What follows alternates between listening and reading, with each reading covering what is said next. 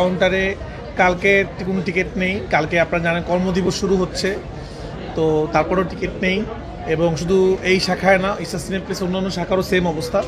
এবং আজকে আরেকটি আমরা নিউজ দেখলাম, যেটাতে খুব ভালো লাগলো, যে মাল্টিপ্লেক্সের সর্বোচ্চ কালেকশনের মুভি এখন তাণ্ডবের নাম। তাণ্ডব মাল্টিপ্লেক্সে এখন পর্যন্ত যত ছবি রিলিজ হয়েছে 7 দিনে সর্বোচ্চ গ্রস সেল হয়েছে, এমনটা শাকিল ভাই বলবে। তো এটা খুবই ভালো লাগছে যে মানুষ তাণ্ডব উৎসবে আসলে উৎসবের সাথে তাণ্ডব দেখছে এবং তাণ্ডব থেকে এনজয় করছে, এবং টানা হাউসফুল যাচ্ছে, এবং ঢাকা বাইরে হলেও একই অবস্থা। তো সব কিছু মিলে হ্যাপি, খুবই ভালো লাগছে।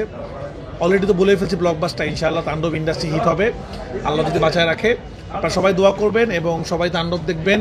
যারা তাণ্ডব দেখছে তারা সবাই বলছে যে এটা হলের এক্সপিরিয়েন্সই অন্যরকম। এটা দেখেই মনে হচ্ছে যে এটা আসলে সিনেমা হলের জন্যই বানানো হয়েছে।